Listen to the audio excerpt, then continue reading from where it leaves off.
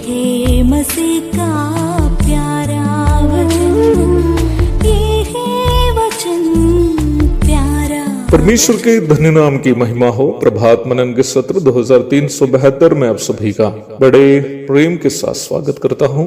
आइए आज के मनन के लिए हम पढ़ते हैं पत्रस की पहली पत्री 2 अध्याय उसकी 19 और 20वीं पद। क्योंकि यदि कोई परमेश्वर का विचार करके अन्याय से दुख उठाता हुआ क्लेश सहता है तो यह सुहावना है। क्योंकि यदि तुमने अपराध करके घूसे खाए और धीरज धरा तो इसमें क्या बड़ाई की बात। और यदि भला काम करके दुख उठाते हो और धीरज धरते हो तो ये परमेश्वर को भाता है। कष्ट सहना और कष्टों में आनंदित हो जाना क्रमशः मसीही स्वभाव तथा वास्तविक उद्धार का प्रदर्शन भी। तीमुथियुस की दूसरी पत्री 3:12, रोमी 5:3। और यहाँ पत्रस उन मसीही विश्वासियों को जो रोम में कष्ट सह रहे हैं समझा रहा है कि हम मसीहियों को कष्ट कैसे सहने हैं। ये कभी भी हमसे कोई बुरा बर्ताव होने के परिणाम स्वरूप अविश्वासियों से मिलने वाली प्रताड़ना नहीं होनी चाहिए। नहीं तो गैर कानूनी काम करने से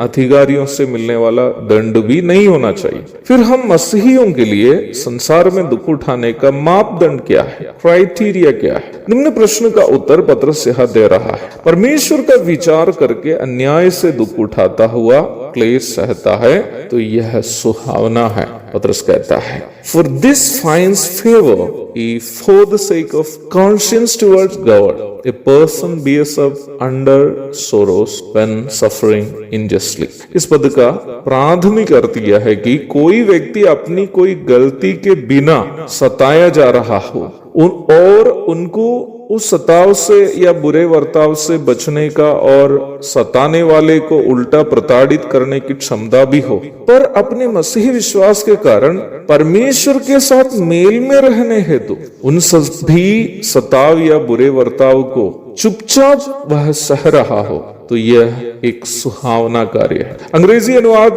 के अनुसार देखे तो यह कार्य परमेश्वर से प्रसन्नता पाने योग्य कार्य है। यह मानसिक बुद्धि से समझने लायक एक कार्य नहीं है, क्योंकि मानसिक समझ के अनुसार किसी जगह कोई हमें यदि अन्यायी रूप में सताए तो यदि हमारे पास ताकत हो तो हमें उसके खिलाफ प्रतिक्रिया करनी है, और यदि हमारे पास ताकत नहीं हो तो वहां से बच निकलना है। वहां रहकर दुख उठाने के लिए कहने का तात्पर्य क्या है, इस बात को समझने के लिए एक उत्तम उदाहरण हम प्रेरितों के काम 16वां अध्याय में देखते हैं। प्रेरित पौलुस एवं सीलास जब फिलिपी में प्रचार कर रहे थे तो पौलुस ने एक दुष्टात्मा से ग्रसित महिला को, जो भावी कहती थी, दुष्टात्मा के चंगुल से छुड़ाया। तब निम्न महिला से कमाने वाले लोग अपनी कमाई बंद होने के कारण अन्य झूठी बातें कहकर पौलुस और सीलास को उग्र भीड़ के सहारे बिना अदालत में पेश किए बेते लगवाकर बंदी गृह में डलवा दिए। पौलुस एक रोमी नागरिक था और यदि वह शिकायत करते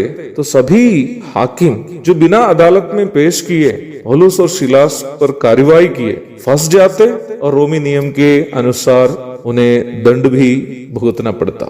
आप उस घटना जानते ही होंगे। पौलुस और सीलास बेते खाने के पश्चात दर्द भरे शरीर के साथ पावों को काठ में ठोकी गई स्थिति में रात भर जेल के भीतर के कोठरी में रहे, पर रात में भूकंप इत्यादि घटनाएं घटती हैं और कैदी लोग भाग जाने का संशय के कारण जेल के दरोगा आत्महत्या करने की कोशिश करता है, पर पौलुस के समय पर की प्रतिक्रिया के कारण वह आत्महत्या करना छोड़ देता है। उस रात में ही प्रभु को स्वीकार करके परिवार समेत निम्न दरोगा बपतिस्मा भी लेता है। अगले दिन सुबह हाकिमों के कहने के अनुसार जब सिपाही लोग पौलुस और सीलास को रिहा करने आते समय पौलुस अपनी रोमी नागरिकता का जिक्र करते हुए हाकिमों को कहला भेजता है कि हम ऐसे रहस्य में नहीं जाएंगे, क्योंकि रोमी नागरिक होते हुए उनके साथ अन्याय हुआ है। फिर हाकिम लोग जाकर माफी आदि मांगकर दोनों को रिहा करते हैं। इस पूरी घटना पढ़ते समय किसी के भी मन में यह सवाल